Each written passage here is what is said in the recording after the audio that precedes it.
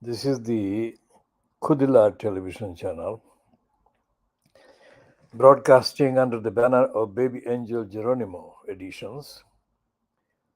The time for the broadcast stated is 0940. Started about 7 minutes before 0940. The Daily Telegraph of London today has a heading across the front page, on the top of the front page, in which it repeats the Nazis' language used against protesters, against poor people, and against, as later turned out, against Jewish people, homosexuals, and others whom they murdered, massacred, genocided, burnt, holocausted during the 1940s. The protests across France, according to The Guardian, have resulted in 500, at least 500 protesters being arrested by Emmanuel Macron's fascist police. But the Telegraph is calling the protesters vermin. It is one of those words and phrases and concepts that Gary Lineker had in mind when he, earlier this year, he condemned Suella, Ibilar, Cruella, Fernandez of encouraging language, using language that reminded, language that was reminiscent of the Nazis' language in the 1930s. Now, the Daily Telegraph is bankrupt financially, and its owners are themselves bankrupt despite being wrongly called billionaires. And the Telegraph is among the titles that are up for sale, and it is rumored in Fleet Street. The Dirty Digger Rupert Murdoch is the leading purchasers of the titles. Now, if that happens, it won't change the tone of the Telegraph. It would even get worse. Look at the Guardian's coverage of the events in France. The Guardian is supposed to be the independent journalist, or the home of the independent journalism, which it claims it is alone in creating and maintaining in the UK, when it repeats the incantation that readers visiting its website should pay £5 a month. Well, the last issue of the Private Eye magazine, not this current issue, which is the 30th of June, but the one before, reported that Catherine Vanity, who is the editor in overall control of the Guardian and Observer titles, has given herself a £200,000 plus pay rise from 300,000 something. And there is no explanation as to where that extra money is coming from, except that is where the money is coming from the alms, the begging money that they're getting, fleecing the readers to actually contribute the money, £5 per month. The Guardian is supposed to be the independent newspaper in all of England. And what it is doing, it is lying. We have said that for 200 years or so, since the Manchester Guardian has started, during the entire period that it was in circulation while the British Empire was in occupation of the subcontinent, what is now Pakistan, India, Bangladesh. The Guardian published contemptibly immoderate and racist imperialistic language about the subcontinent. And in the denial of what is happening in France, the Guardian is in common with the rest of Fleet Street and racists in denial of the reason for the and in denial of the contrast between the French political population and the counterparts that could conceivably exist in the UK, but there isn't a counterpart because in England, which is the leading demography, the people believe in little England. The world outside England doesn't exist. So, if that is the case, then why the fuck is the Fascist Daily Telegraph bothering to even mention France? The answer is that in order to condemn political protests and democracy, because that is what they want to encourage in the United Kingdom. They want to ban democracy, political protests, free speech. Now, there is a piece also in the Guardian Online about the local government association, which is due to have its annual general meeting or is having the annual general meeting this weekend somewhere on the southeast of England or south of England, that it is complaining that local councils are being caused to be to the tune of 450 million pounds on account of their having to contribute to the funding of free bus passes. Now, the subject of free bus passes is a complex one, and we have to do that discussion at a essay length or in an essay length edition, except to say that the Guardian is stupid, typically stupid, because one single local council, Croydon, one single local council, namely Croydon, allowed the theft of £1 billion, including the debts and other things, by its controlling cabal that was mainly Labour Party. So it's twice the amount of debt that it is claiming. The local councils are now moaning about.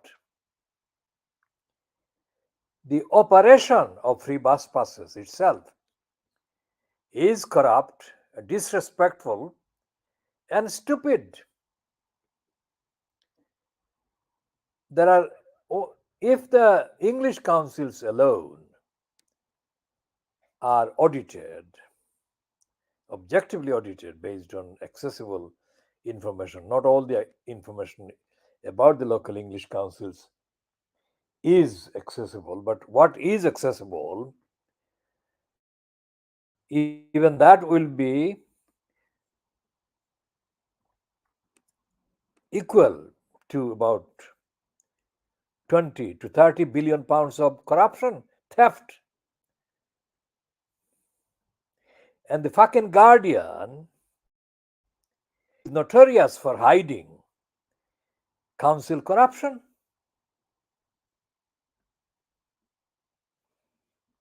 But then, Private Lie, which has got a thing called Rotten Column, Rotten Boroughs, There is one page.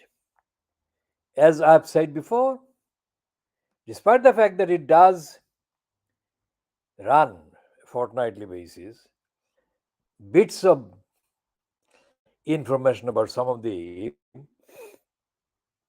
alleged wrongdoings in English councils.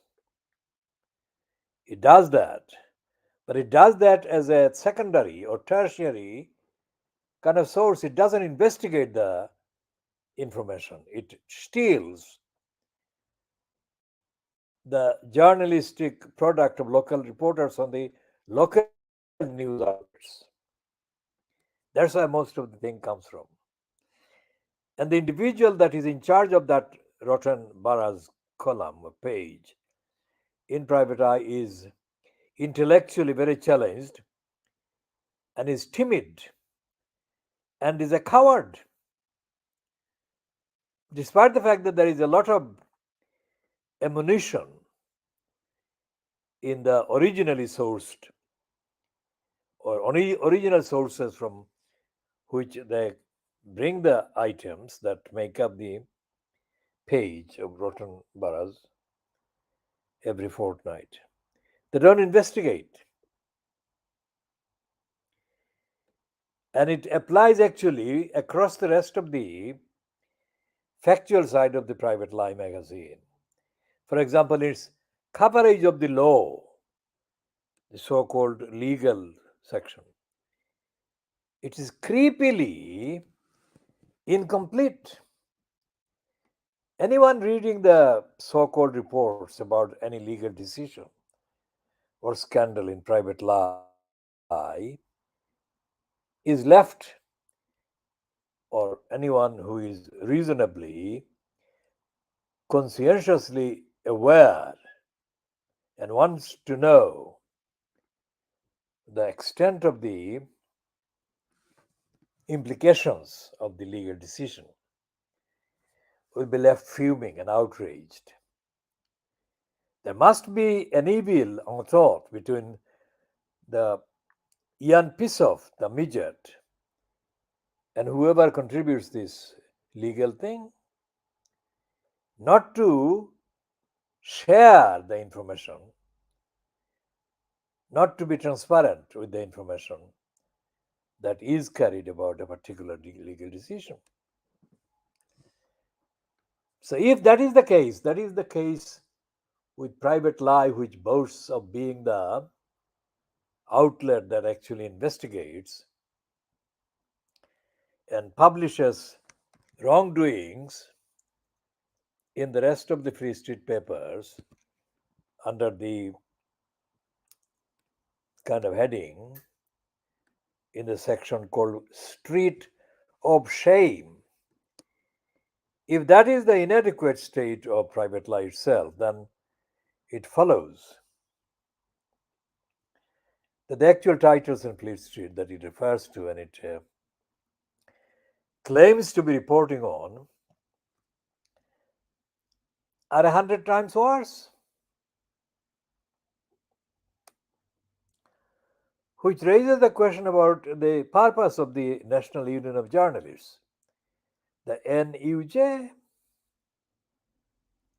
There have been so many wrongdoings done by the British media. And the National Union of Journalists is completely fucking silent. The corruption in the media is perpetrated by members of the NUJ. So the NUJ is complicit in the corruption and wrongdoing of Fleet Street. And it goes on. Today's Financial Times has got a typically corrupt and typically pro-racist heading on page 1, which is France on fire. Third night of violent protest, but the Guardian is saying fifth night or fourth night, at least one night difference. Now, this Financial Crimes is allegedly edited by this woman, as I have been mentioning, who was born in the Lebanon as a Muslim and was raised in the Lebanon as a Muslim. But she has now dropped both the Muslim upbringing and the Muslim background. And politically, she has become completely anti Muslim. Because the boy, 17-year-old boy Nahel, who was murdered by the racist anti Muslim police at point blank range, is a Muslim.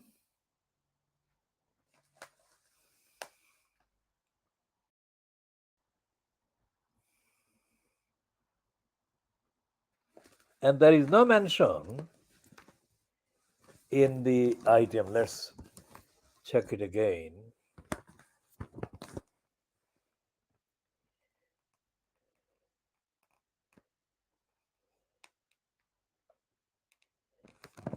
This fucking stupid fucking cunt says third night of unrest across the country. What is the reason for the unrest, you fucking cunt? So the entire myth about the Western press, free press, and all the rest of it is exactly that. It's a myth. There is no press in England. There is no free press in France, of course, and there is no freedom of press or journalism in the USA either.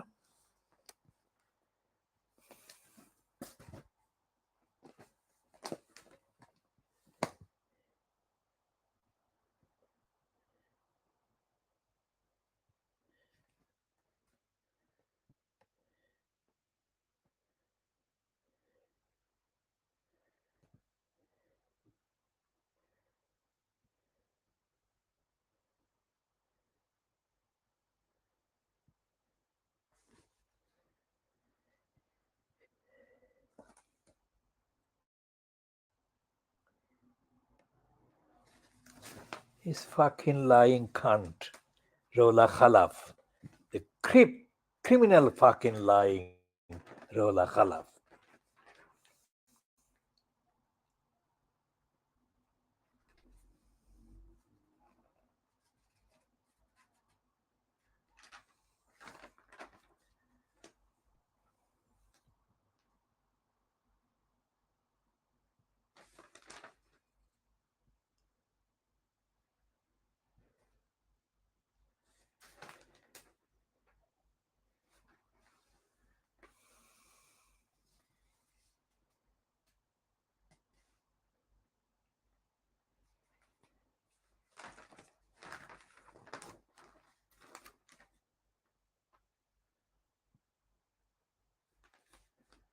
Even in the so-called detailed copy on the French protests,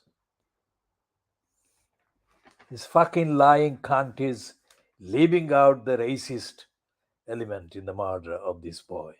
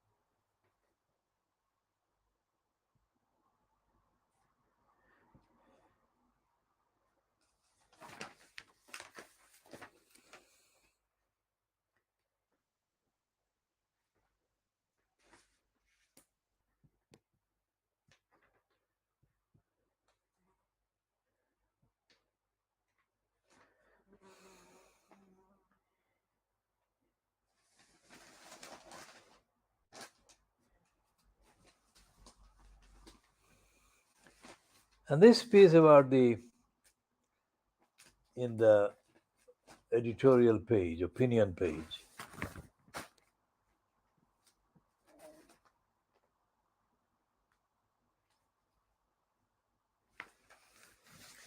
there is a promotional piece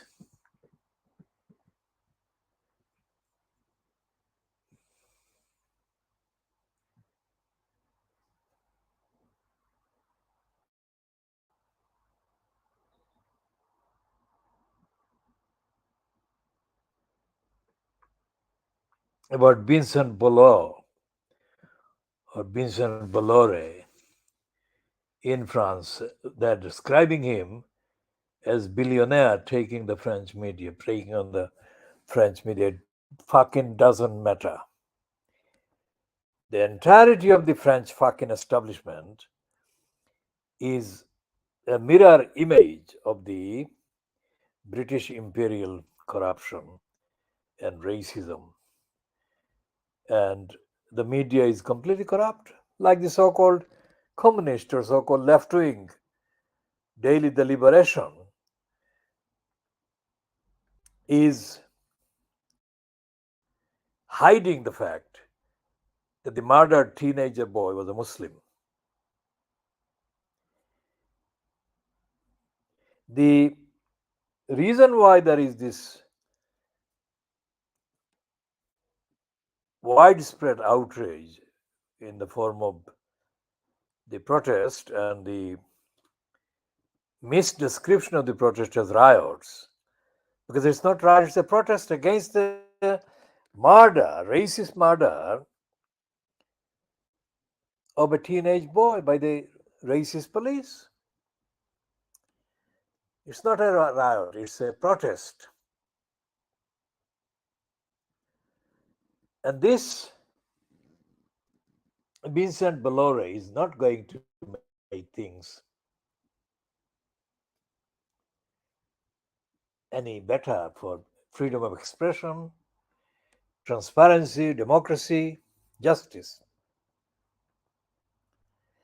So we go back to the British versions, and it's the same. The language is different, of course. In France, it is French, and in Britain, it's English. That's it. That's the only difference. And as I said, the existence of the National Union of Journalists is a joke. It is not a national union of journalists.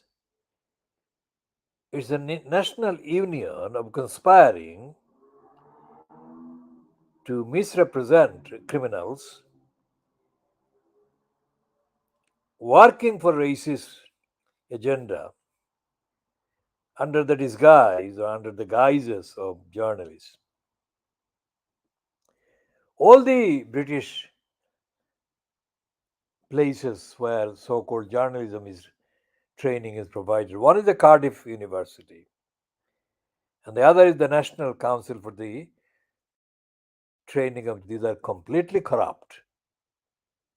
Just like the Inns of Court, the four Inns of Court that issue the license for criminals to operate as barristers, and the Law Society that issues the licenses for cheaters. There is no morality, there is no ethics, there is no transparency, no accountability, most certainly no equality. So when you look at the benches that make up the so-called judiciary, you are looking at people that have been licensed by the Inns of Court and the Law Society, mainly the Inns of Court. Numerically, it is the barrister ones that dominate, that the overwhelming majority of appointments to the judiciary. You are looking at immorality, bankruptcy, moral bankruptcy, and lack of accountability, lack of transparency, and most certainly an absolute denial of the concept of justice. So they may wear the wigs in the higher courts, and they may look weird and not in contact with the current world, but that's another charade. That's a misleading appearance, a disguise they hide under. And looking at the actual rulings, the contents of the rulings, it becomes quite clear that they have no idea that they are centuries old criminal deception of language no longer hides the fact that they are not really any wiser, any more learned than the ordinary people, the litigants, for example, and that this pretense is completely coming apart.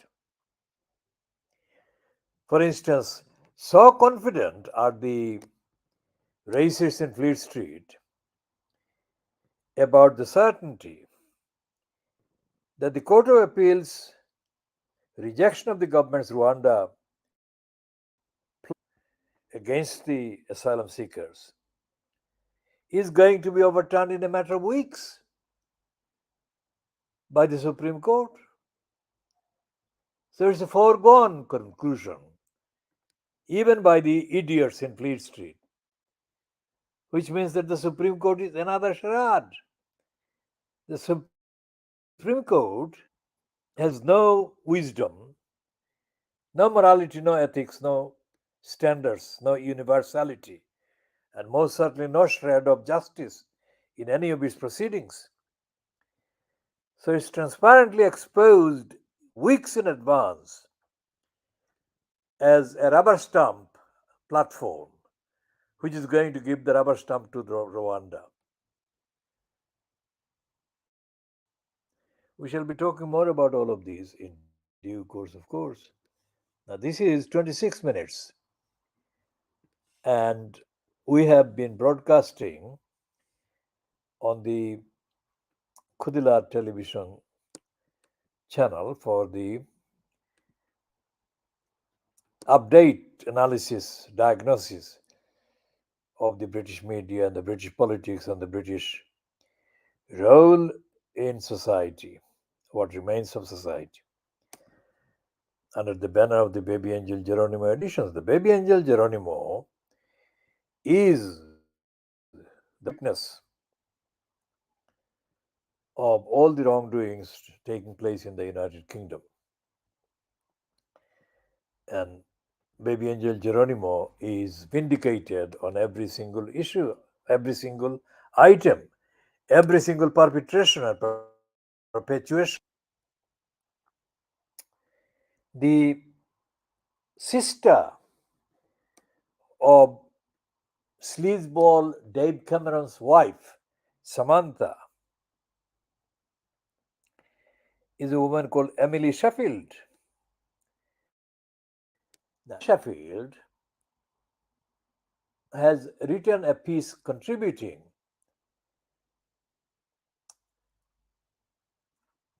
a long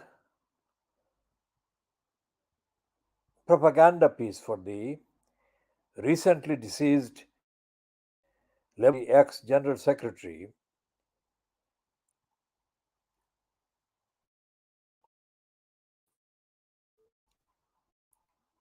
McDonough. Now, McDonough was the Labour Party General Secretary when Neil Kinnock was in post as leader of the Labour Party. And this McDonough operated a racist, corrupt bureaucracy in the Labour Party.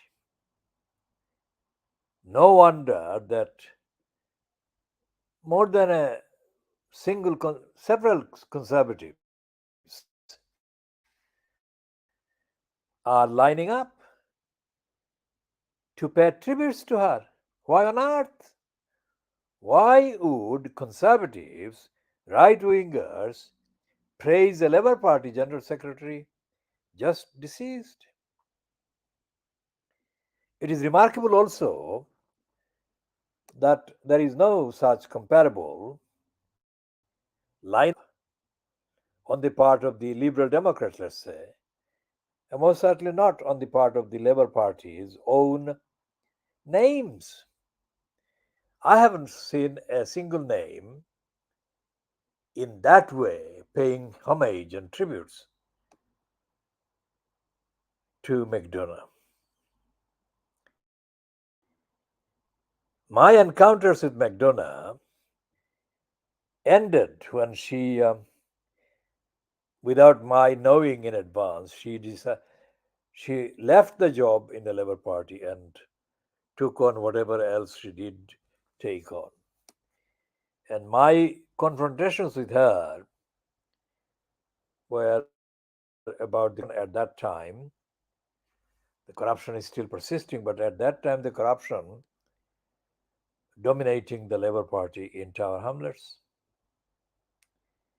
Many of my communications addressed to then leader, the crook Neil Kinnock, were of course handled by her, McDonough.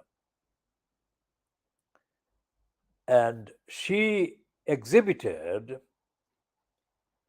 persistent criminality in neglecting the international standards of accountability, audit, democracy. The Labour Party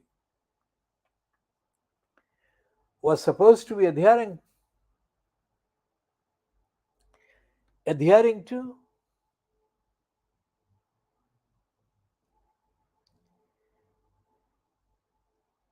Yesterday's Evening Standard, No Standards, carried the big piece by Emily Sheffield, paying homage to this McDonough. I'm going to check if I can access that piece online so that I can read a sample of this criminality.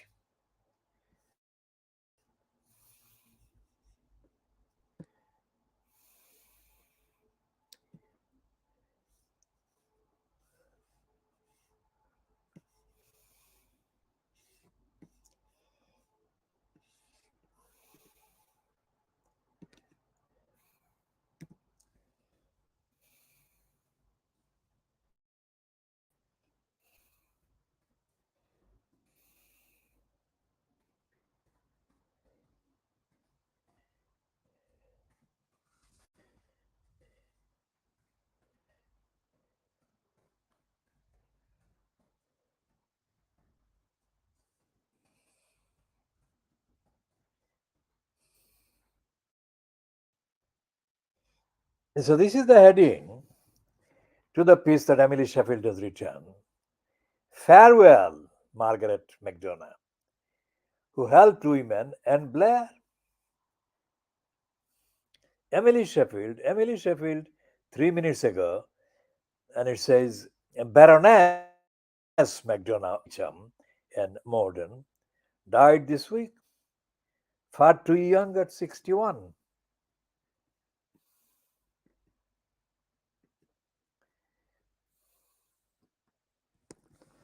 And the heading to that piece, I'll come to that after dealing with these fucking cookies diversions. Shit.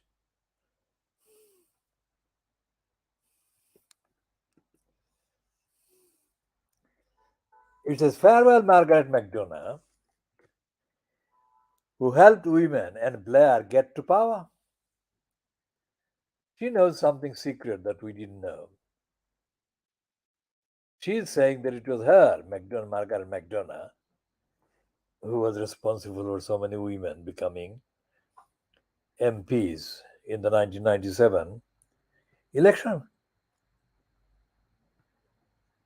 And Sheffield says, he may not be familiar with this Labour grand dame, despite the many obituaries published about her.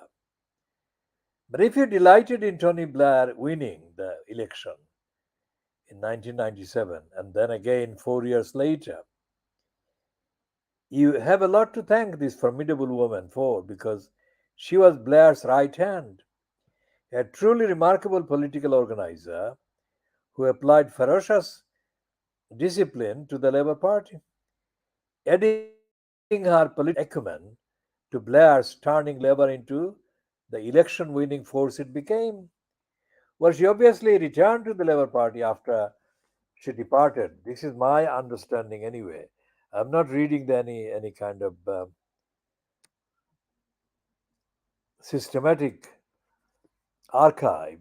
I'm remembering the sequence of events. And I'm remembering that when I had communicated with the idiot Neil Kinnock, it was her who was in post, but I may have got the sequence wrong. I'll check that and I'll update accordingly if I've got the sequence wrong. So Emily Sheffield, Samantha Cameron's sister, continues. Blair remained a close friend to Margaret, visiting her in hospital. When she returned home to Collierwood for the final days to be with her beloved older sister, Siobhan, also a Labour MP, Margaret was the youngest and first female General Secretary of the Labour Party and supported Labour to the end. I was a young rookie journalist at The Guardian when Labour won that landslide, so I cannot speak first hand of her Westminster years. But it's well known that she organized the campaign behind abolishing Clause 4. It was her idea to introduce Labour's pledge card, and she terrified the hell out of many less formidable than she was. Now, this terrified concept is taken from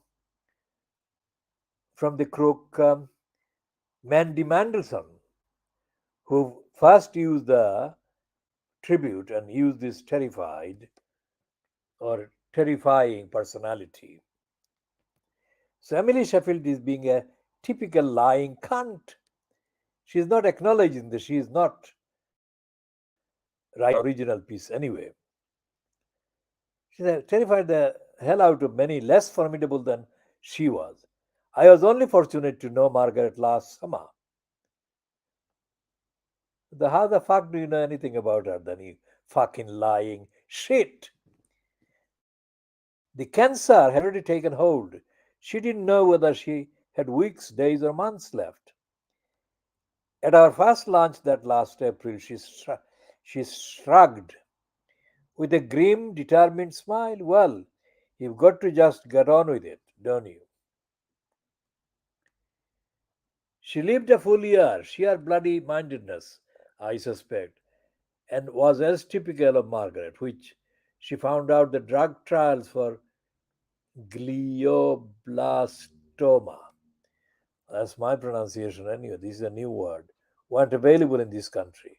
She raised vast sums to ensure University College London Hospital got the first tranche of funds it needed, even as this cancer took its devastating toll on her.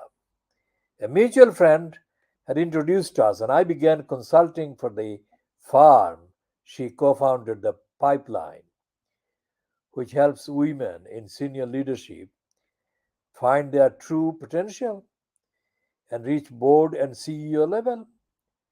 It was a brilliant organization as is still going strong. She had left politics in 2001 and had seen how smart, capable women were still being held back. And she spent the last 10 years of her life pushing them forward. Her motivation was doing what was right. Fuck off, you racist fucking cunt. That's why her politics was so important to her. She understood the society. What the fuck? You believe in no society, you fucking lying cunt. She understood the society and business would benefit hugely from better gender diversity at the top. Gender diversity, fuck it.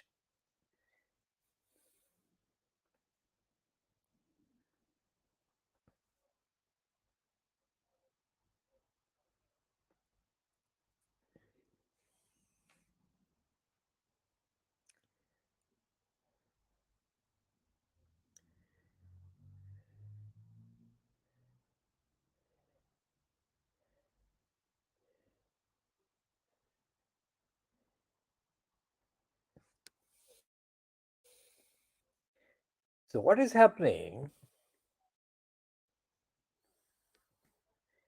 is that this Margaret McDonough and Samantha Cameron's sister, ideologically, ideologically belong in the same culture.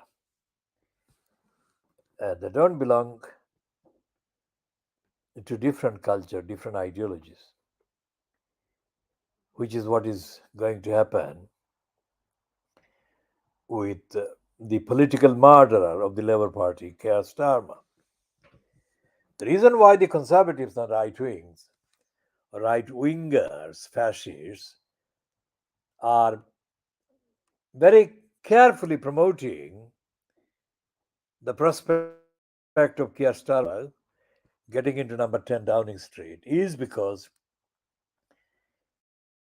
he will carry out the project of the Conservatives more effectively than Sunak or the Conservatives, because the Conservatives have been around for too long and they've been collapsing right, left, and center, disintegrating because of their sheer brazen stupidity and criminality and lack of any shame.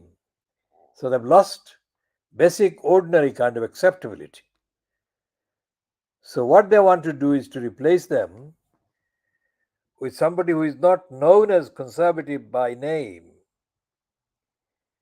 but is conservative in every other way, in every intent and purpose.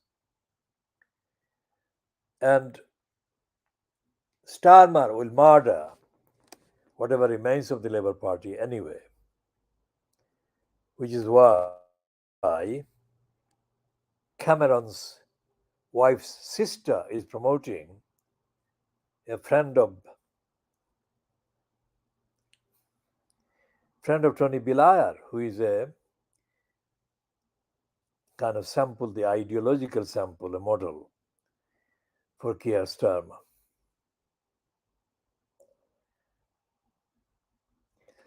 Now, the fact that she is a racist, Emily Sheffield is evident in the other piece that she has written about promoting Suella Ivila Cruella Fernandez. She's saying that the Ivila Cruella Fernandez has a point, and she's repeating that we can't take everyone. Who the fuck do you think you are, you fucking lying shit? Nobody's asking you to take everyone. She's talking about the migrants. The real reason why there is a migration demand for people to leave their own countries and head for a place they think will be better for them is because the imperialists, the French and the English, have created a tumultuous uncertainty, poverty, hunger, deprivation, injustice in most of Africa and Asia, where there are conflicts every day, every hour. And this fucking cunt is not remotely interested in that. She's interested in promoting the mental slave, Suella Ibila Cruella Fernandez, but she is not prepared to accept that the only magic answer to their racist angst and anxiety about and around migrants is to find substantial, sustainable solutions to the deprivation, to the violence, to the lack of democracy, and the hunger and famine afflicting so much of Africa and Asia, and to provide real, genuine confidence in those people to spend their lives in their own homes. No one wants to leave their homes. And that is something that is being denied by Emily Sheffield and all the other creeps. And then she's promoting Ed Balls and Yvette Cooper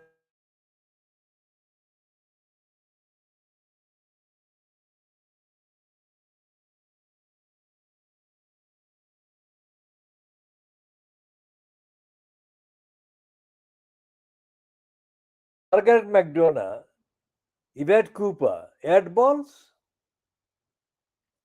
no conservative.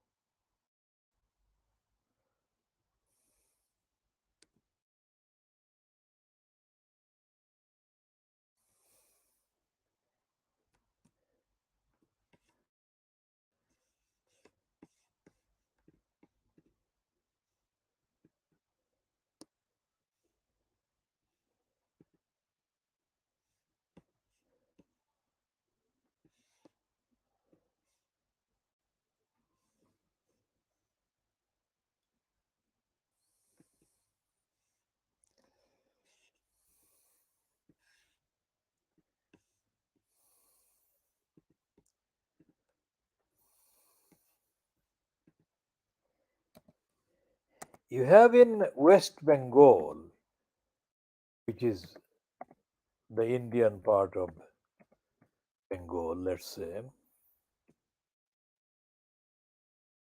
you have got in West Bengal a huge number of people proportionate to the population, huge number of people that are absolutely openly worshippers of the racist East India Company and Macaulay and all the rest of it. I'll come to that in a minute, why I'm talking about that while in the middle of talking about something else.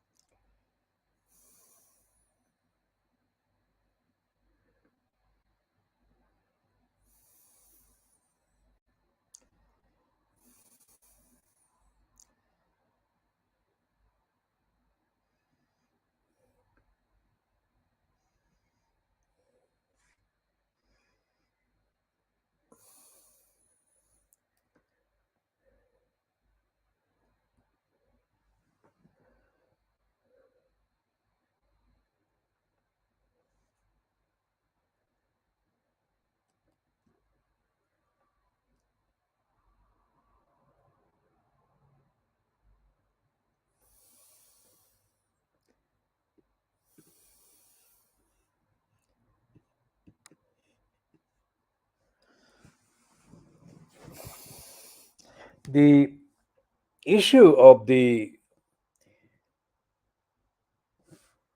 safeguarding children duties as owed by the local councils is at the center of the criticism that we have,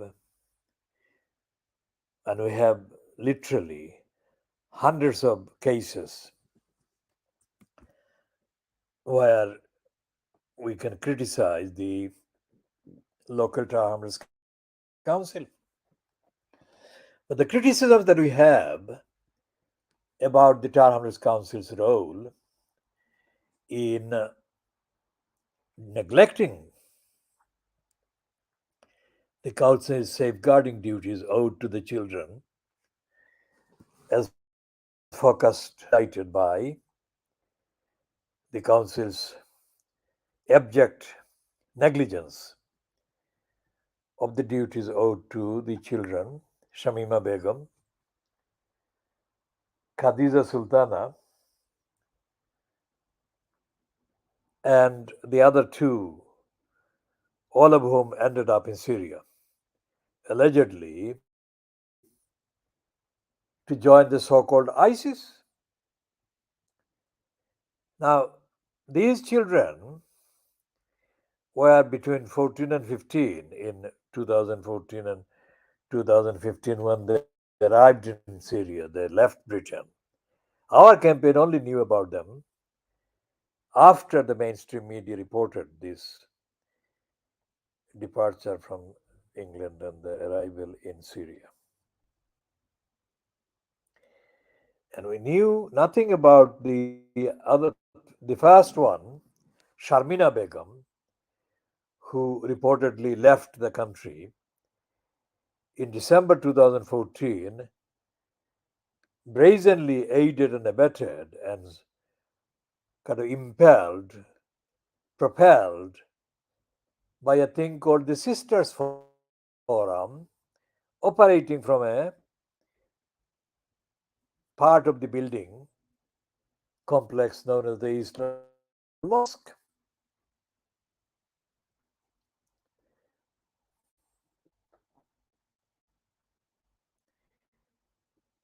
Amira Abbasi, Khadija Sultana, and Shamima Begum reportedly traveled together, the three of them.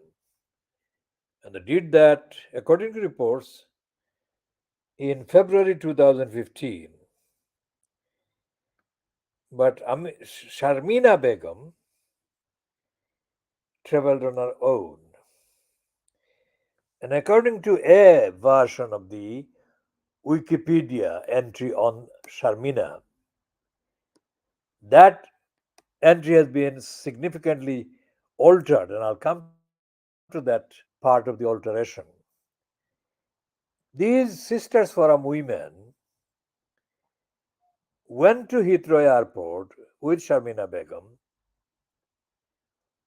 and encouraged her to fly out of the United Kingdom, or they went to the airport if it wasn't Heathrow, if it was Gatwick Airport, or I don't know which one, because I'm not looking at that entry at this moment. But what they said to this Sharmina Begum, a teenage child who had lost her mum not long before that. These so called Sisters Forum said to Sharmina Begum, according to the now deleted part of the entry on the Wikipedia about her, that the quickest way that she, Sharmina Begum, could meet her beloved mother would be for her, Sharmina Begum, to find a way to go to heaven as fast as possible. And the fastest way that she could go to heaven would be for her to become a martyr. And the fastest way that she could become a martyr would be for her to go to Syria, join the ISIS, and die in the cause and become a martyr. Now, remember the stages that I have now summarized. All of this took some time. If the Harmless Council had been monitoring the activities of the Sisters Forum, the activities of anyone else that was involved in the actual brainwashing of this child, they would have found out in time, and they would have been able to stop her degenerating into the stage that she degenerated into, so that she ended up in Syria eventually. It has come to accessible accessible websites only recently that this Sharmina Begum was one of the main encouragers for Shamima Begum to go leave the United Kingdom and go to Syria. So what this shows is that there is a kind of lot of connections, lot of communications taking place over the period concerned. And those communications would have been caught, detected, if these children were being monitored as closely as they should have been. But they weren't monitored, and the communications weren't detected, as far as we can see, via the accessible contents of the website entries that we have access to so far. Now, why is that so? Because in the period when these children were, let's say, aged 9 or 10, and they were 4 to 5 years in the school system before they actually were pumped enough to go out of the United Kingdom and end up in Syria. The political so called regime, Inter Arms Council, was fronted by this name called Luthuraman. And remember, Luthuraman was predicted, named as the preferred candidate, preferred by the elements operating from the East London Mosque, especially the operation called Islamic Forum Europe, as claimed by the program dispatches broadcast on the 1st of March 2010 on Channel 4 television. Luthuraman was named on the 1st of March. Now, if we look back from 1st of March, 3 weeks before that is 6th of February 2010. And the 6th of February 2010, 3 weeks before the Channel 4 dispatches program was aired, there was an event that was staged at the Brady Centre in the Hanbury Street. Hanbury Street is Brick Lane. That was a Saturday, and it was 6th of February 2010. And at that gathering, the main names that spake, and I'm giving the spelling Spake, I'm using that form to convey as much of the negativity I want to convey about these criminals who spake instead of describing it as spoke. These criminals included Ken Lying Still Livingston, Keith Sleazeball Vaz, and the last one, of course, I can factually call a criminal, George Gate Galloway. George Gate Galloway, Keith Sleaze Vaz, and Ken Lying Still Livingston, none of these scripts has absolutely any ordinary, natural connection with the London Borough of Tower Hamlets. Most certainly not. And yet, all these three criminals were the main frontline promoters of the prospective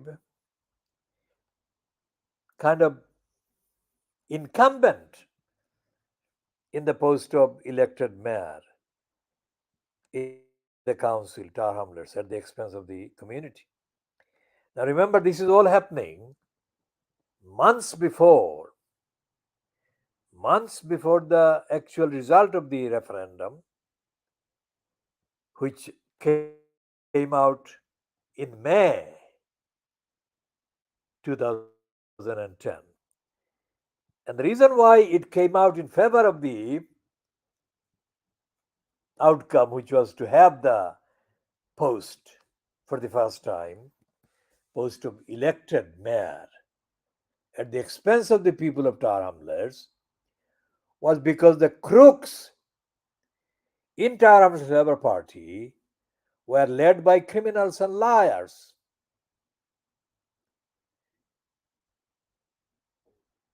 One of the liars who lied without any shame was Abbas Uddin alias Halal. This liar was saying in face to face contacts with me that he was against the elected mayor.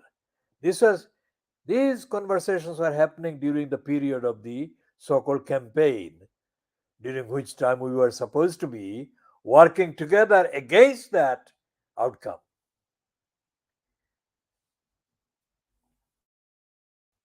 Not long before the 6th of May, which is the date the May referendum took place, as well as the current council elections, etc. Not long before the 6th of May, I was told by a member of the Labour Party at that time, living in the Parfait Street in Stepney, not far from New Road.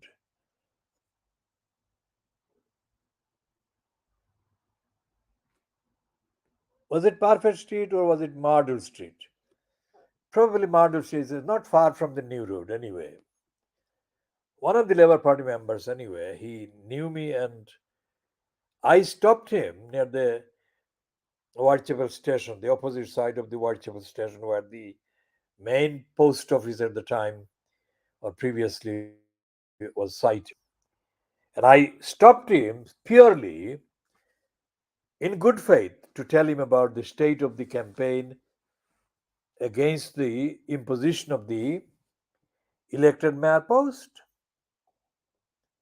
because that's what I was doing mainly in terms of the campaign in the community. And he said, we spoke with Siloti. He said, Bhai Sahab, आपने होता माती नहीं আব্বাসে আপনার ঘরে ঘরে গিয়া হে তারে মানুষে ভোট দিতা আর আপনি কইতরা আব্বাস এই মেয়রের সিস্টেমের বিরুদ্ধে এটা কিতা কইন আপনি So when he said that to me, I wasn't shocked because I had no expectation morally or ethically about Elias Abbasuddin Elias Halal. I was not shocked, but I was not outraged. I was thinking about what it is that individuals like Abbas Halal, what it is that motivated them in doing what they were doing, because he was obviously completely unaware of any responsibility not to tell lies, but he was doing that. So when I was told about this a few weeks before the 6th of May 2010 election in Whitechapel Road, I said, well, we have probably lost the campaign against the mayor system. So, how do we defend the community in that case? That was my primary question. That was 2010. Now it's 13 years ago. And in the 13 years that have passed,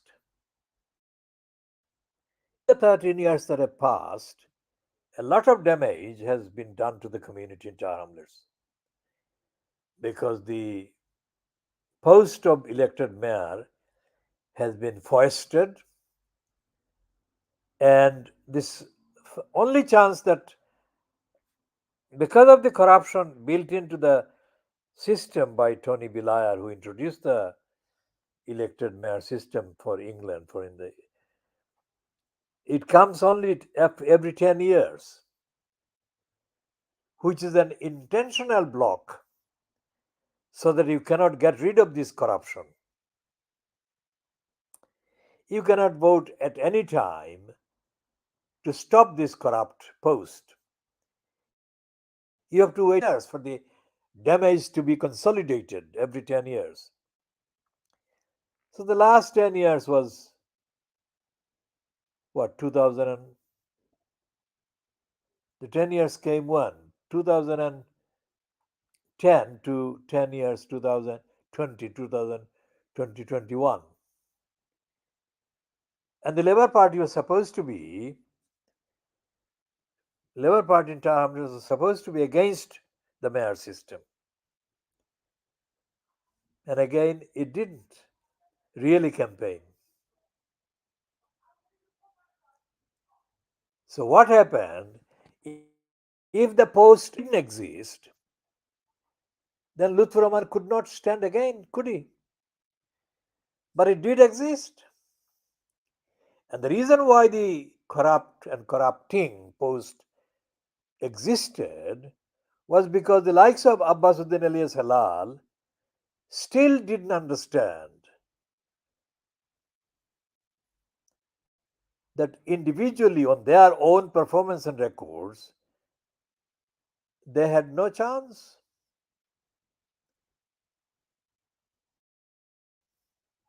But as the poet, the Bangla language poet says, Doinno asha kuhokini, tumar mayai, etc., etc. Now the false hope that the likes of Abbasuddin alias Halal gave themselves the illusion, kept them deluded. And so therefore Lutfur Rahman was able to get himself inserted.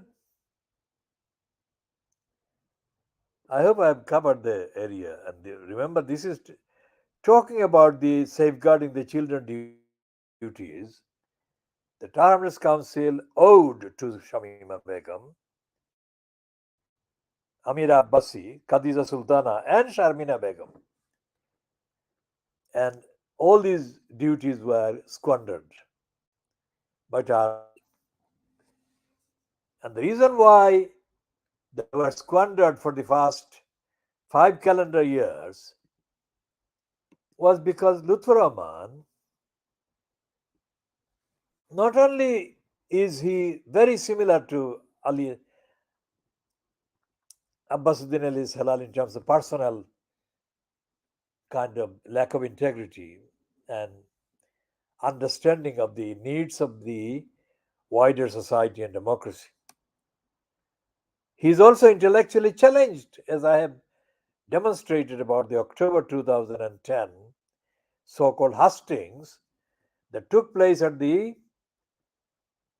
Betna Business Development Center in the Greater X Street, where I stood inches away from him and I recorded the whole exchange. At one point of the exchange,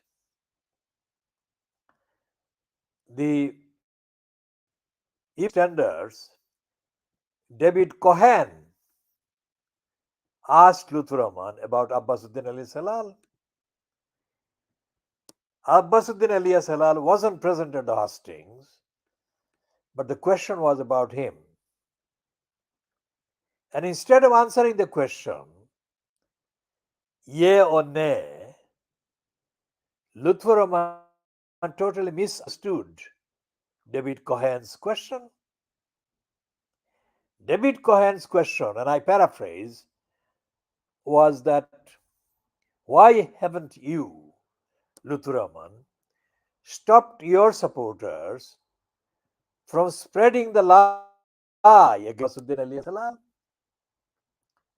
That he, Abbasuddin alias Halal,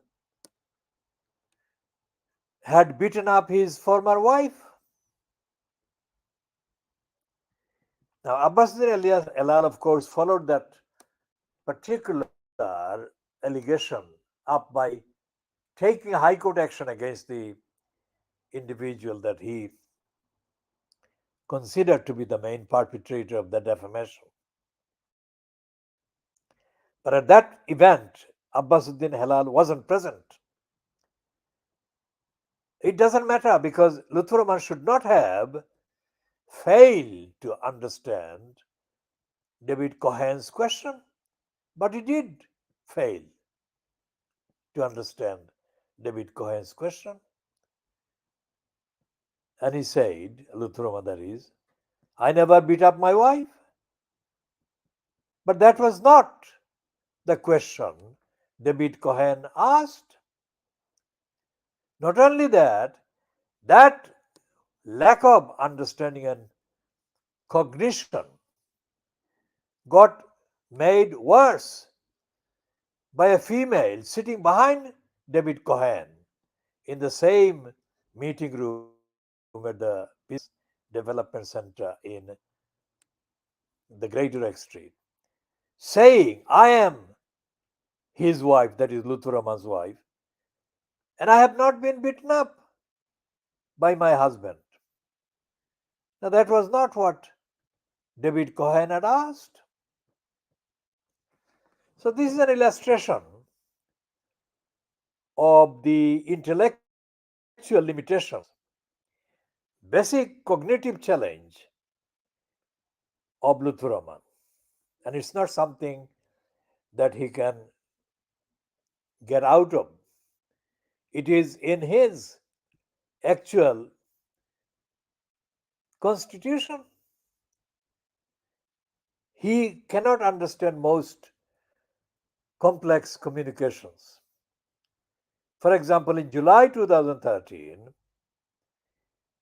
I had a formal question put to the so-called cabinet chaired by the so-called mayor, Luthuraman. And I had one question, which was one question that was 202 words long. And as part of the procedure, I had emailed the same question 2 days or so earlier than the actual date of the cabinet meeting where it was to be put.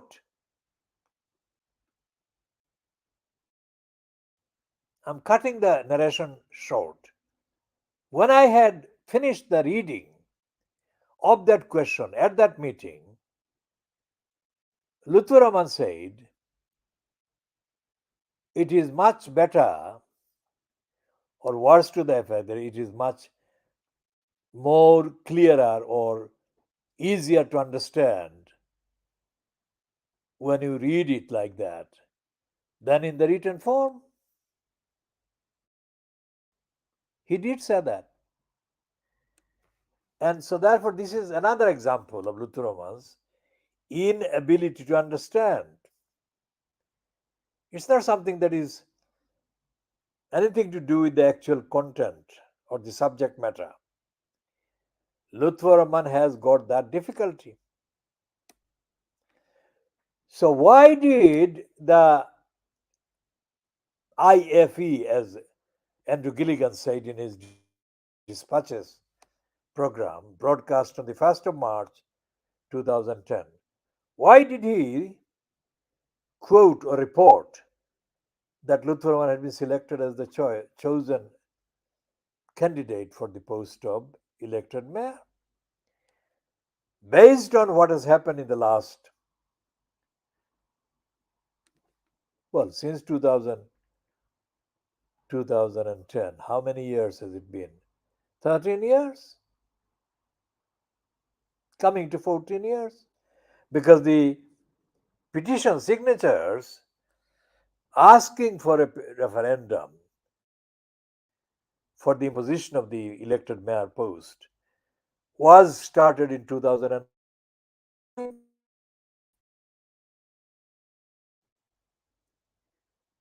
So 13, 14 years is a long time in the existence of a local council, in the life of a whole community.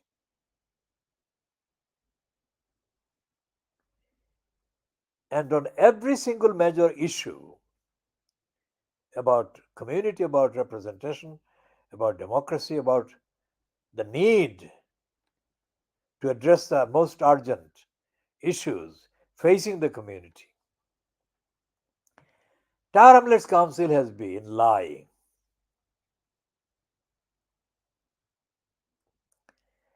And during the period that Lutheran was first in post, in that post, I had almost every week several contacts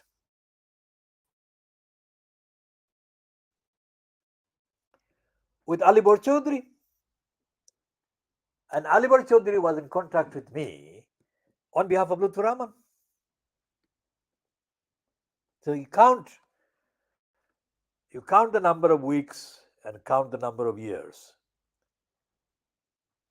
And you see there are more than 1,000 communications. And in all these communications, Alibor Chaudhry never once said that Lutfur Rahman didn't agree with me. Not once. Alibor Chaudhry waited until after he and Lutfur Rahman were banned by Richard Morey to volunteer the information to me in a chance meeting in Brick Lane to say that Colin, the racist cunt, Cormac, the criminal that Lutfur Rahman was using as a cover, never wanted to tell the truth on the particular subject under discussion. Think about that. So the Tower Hamlets Council, as fronted by Lutfur Rahman, whether before his being ousted by Richard Morey or after, Lutfur Rahman has not changed. He cannot change. And there is nobody in the elected collection of councillors, whether they belong to the so-called party associated with Lutfur Rahman or those who are involved with or associated with the Labour Party, which is supposed to be in the opposition. There is not a single councillor who can bridge the gap. So Tower Hamlets Council is deprived and depraved. So these children, Sharmina Fast, and then Shamima Begum, Amira Abbasi, and Khadija Sultana, these children were let down by a depraved collection of criminals posing as elected councillors and elected mayor. We shall be continuing on all these in the next editions. Of course, this is 10:52 hours GMT on Saturday, the 1st of July 2023, and we are ending this particular edition, part A, at this point.